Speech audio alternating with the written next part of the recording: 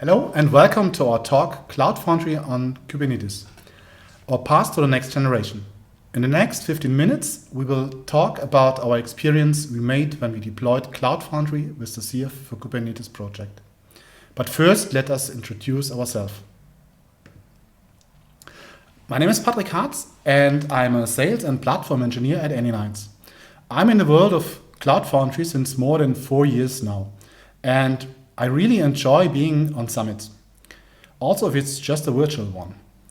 When I'm not working, I'm doing too many things at a time, so it became a habit, and now I'm here with my colleague to talk at the Cloud Foundry Summit about our experience we did. Hi, my name is Valencia Flores. I am a platform engineer at K8s, and when I'm not working, so outside of work, I like to play role-playing games, tabletop games. I'm currently a dungeon master, and paint miniatures. So, why do we believe in Cloud Foundry besides the fact that we're in a Cloud Foundry Summit? Well, we believe in the transcendent success of Cloud Foundry itself. By being around it directly or indirectly, we have also witnessed the growing potential of a solid user experience, born from the success itself. The benefits are in plain sight. You can easily port your applications. You can scale up, down, left, right, whatever direction you want, with an easiness that it's not usually seen. You have integrated dynamic routing and, personally, the best of all, a really intuitive CLI. It's really straightforward, which is something that is quite agreeable in my own opinion. Lastly, progress does not imply starting with a clean slate. Progress is built upon strong foundations, and what better foundations than the one you build a good user experience on. So, Cloud Foundry and Kubernetes, our perspective. Let's talk about how do we see both. We will call Cloud Foundry an application path. It comes with a staging layer for 12-factor apps. It is easy to push applications and make use of the self-service capabilities of Cloud Foundry when it comes to consumed databases. It brings a load balancer by default. It's called the Go router. It has great logging facilities, and it is easy to get metrics by default. Cloud Foundry also comes along with a great multi-tenancy support where it divides users in orgs and spaces. We see Kubernetes as a container path. You can deploy container with any kind of applications. Pods share one dedicated network, which makes pod communication really easy. The architecture is extensible. That means where it is necessary, you can add third-party software quite easily. And the Kubernetes ecosystem has a large and active community. Now, container images or Buildpacks? Well, let's start with container images. Container images have quite a few advantages. They are more flexible on how you pack and distribute the software. They are good for legacy apps, and it's portable in the sense that it can run in any OS that has the container runtime present. Testing locally is quite easy. The biggest disadvantage, though, the developer takes more of the responsibility for the whole container stack. Now, Buildpacks. Buildpacks also have some advantages. First of all, separation of concerns. The standardization of the way to deploy software. No need to worry about how to ship it, and it's quite agreeable with microservice architectures. If this sounds familiar to you, it's because it leads you to a road where you're being already 12-factor compliant, which we know by experience to go a really good path already. The biggest disadvantage, though, is it's hard to deploy legacy apps on it. When it comes to how to deploy Cloud Foundry on Kubernetes, there's a question which solution to choose. We know that there are two main projects out. It's at first Cloud Foundry for Kubernetes and kubectf. We choose Cloud Foundry for Kubernetes since for our needs it stands out as the new way of Cloud Foundry deployed on Kubernetes. To put it simply, let us borrow what was said in the first announcement for Cloud Foundry for Kubernetes. It is kube idiomatic. Cloud Foundry for Kubernetes was first announced in April 2020 with version 0.1. In our tests, we used version 0.6. So at the time of writing of this post, a newer version was released. The new version comes with the possibility to add external blob storage. The proc file can be correctly handled now by the platform, and there are some improvements regarding the language detection in Kpack. Cloud Foundry for Kubernetes is built on top of well-known Kubernetes projects like Kpack, which replaces Diego somehow. It uses the Paketo Buildpacks.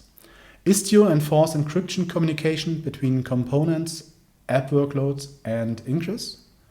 Envoy is used as a service proxy, and FluentD to collect all data around logging.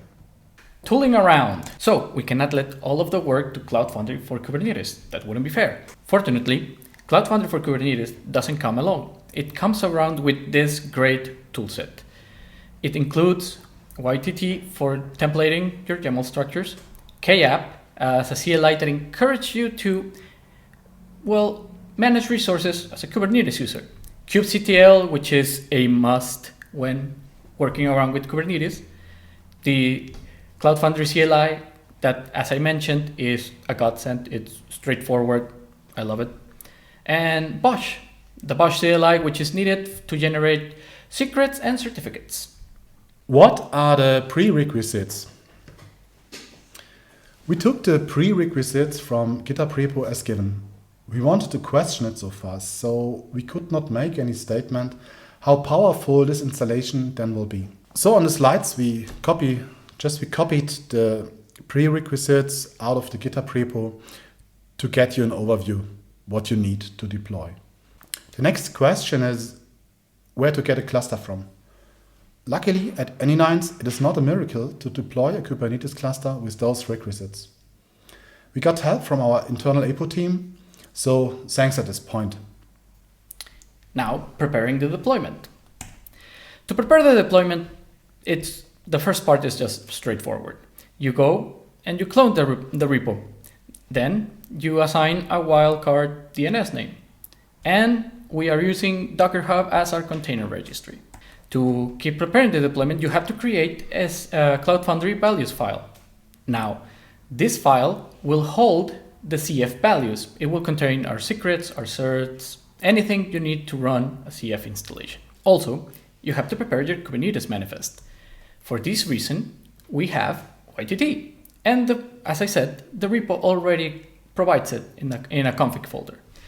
This config folder and the CF values get provided to the manifest as it's rendered. Okay, what to say now? When everything is prepared, there's just one step left.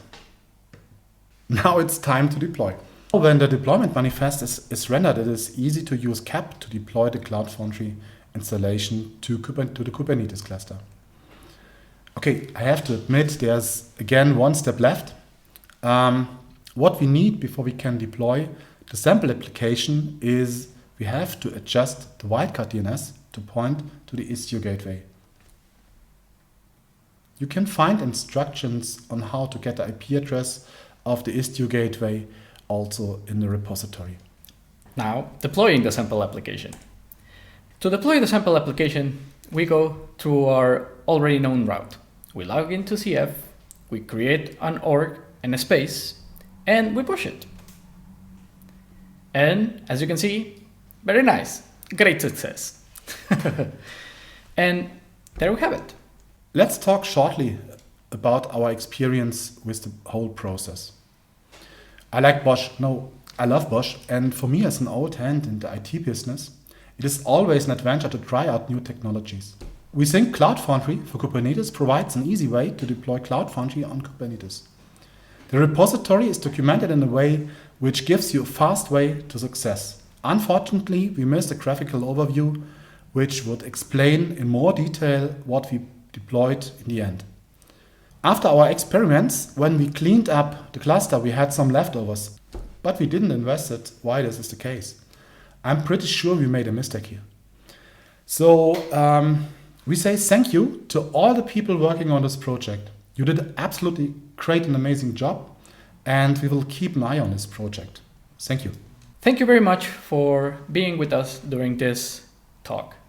We want to remind you that if you have further questions, you are welcome to join us in the upcoming Q&A right after this presentation. If you have further questions and don't have time for the Q&A or think it will take more time, you are welcome to join us in our virtual stand in this conference or contact us. Also, be sure to follow us on our social media, as you can see. Thank you very much.